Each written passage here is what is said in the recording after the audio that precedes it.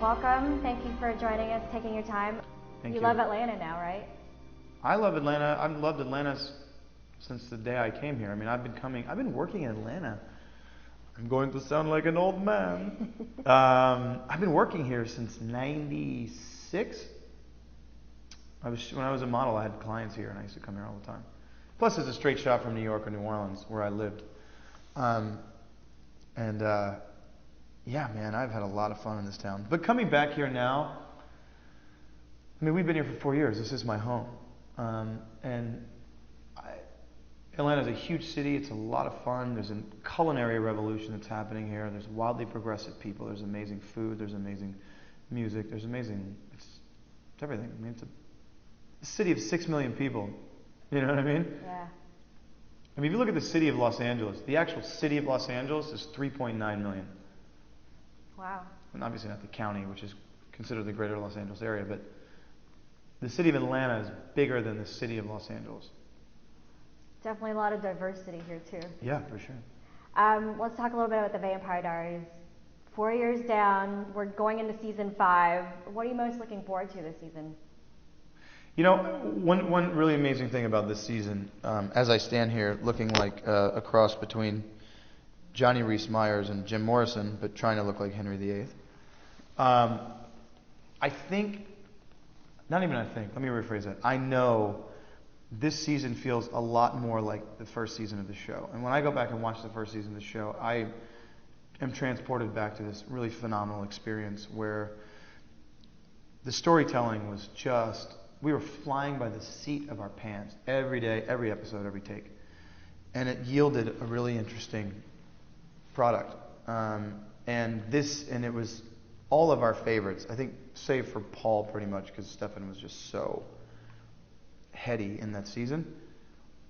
But we're going back to that this year. And our writing team is just on it, and our production team and our both director of photography that we have, both of those guys are so dialed in. It's dark again, telling story with not just words, but with light and music. And I think this is really going to be one of the best seasons of the show, and great possibilities. You know, it's not just Stefan or just Damon. It's Stefan and Silas and Catherine and this and that, and there's a lot of dynamic, and I'm excited about it. Wow. I mean, I may sound subdued, it's just because I've been up since 5 o'clock this morning, but I am excited about it.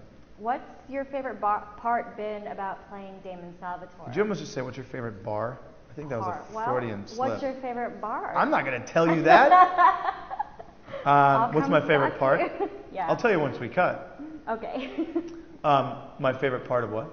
Playing Damon Salvatore as a character. Everybody else has gotten to play doppelgangers, and Paul's getting to play Silas this season. What's your favorite part about playing Damon? He's probably one of the more complex characters of the show. Damon is a blast. Even when Damon is pining and being a whiny little baby, he's still a blast. I wouldn't change it for the world, and I wouldn't change very much about Damon. I'm very fortunate to be able to play this guy, and he's a wildly complex guy. He thinks a lot, that Damon, but he also, getting over Catherine and going through all these places. You know, Damon has experienced an immense amount of pain in his life, and we all use humor as a band-aid and a medicine for pain, and Damon is no exception to that rule. He uses it not so sparingly. I mean, he uses it a lot. And so it makes him just really fun, and it makes him, you know, Damon's the guy that, again, you know, and I've said this before, but it really sums him up. Damon is the guy who has the same look on his face, whether he's saving a kitten out of a tree or ripping your throat out. He's that guy. You know, he can see them as one and the same. It's the same thing. Hey, it's Sunday morning. Let me get this kitten out of the tree. Hey, let me rip your face off. It's just Damon. And he loves with reckless abandon, fierce loyalty. He's a wildly loyal brother. He's a loyal boyfriend. He's just loyal.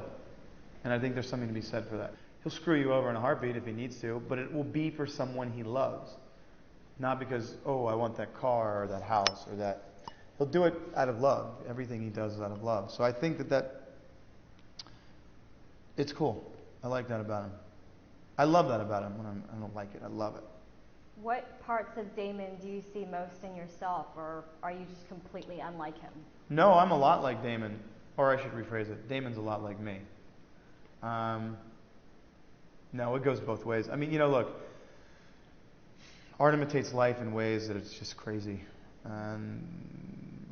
The writers are very dialed into who we are and how we operate and what they want out of us as far as character-wise, but I know a lot about what it's like to be alone. I know what it's like to fight with my brother. I know what it's like to be in love. I know what it's like to be in pain. I know what it's like to have fun. I know what it's like to have to find the bright side of things. A lot like Damon. I don't like maniacally killing people anymore, personally, like Damon does, but there are a lot of similarities. There's a lot of congruence, a lot of consistency with where I am in my life and what Damon's life is like on the screen, and vice versa. A lot. And so it makes for a very interesting ride. I mean, these writers know us better than we know ourselves sometimes. So sometimes they give us laughs and sometimes they stick it to us. But either way, it's a lot of times it's cathartic, it's funny, sometimes it's sad. And it's a roller coaster ride, much like life. Yeah, hey. Do you think Damon's relationship with Elena has helped or hindered him? I think she's taught him to grow as a living, breathing, loving being. I think his love for her definitely got him into a lot of bad choices or bad decisions. But again, he does everything out of love. It could be deemed as selfish, but he wants the best for her, and he's a lot older than her, so he thinks he knows everything. But what he needs to do is just let her grow and make her own decisions, make her own mistakes, make her own triumphs.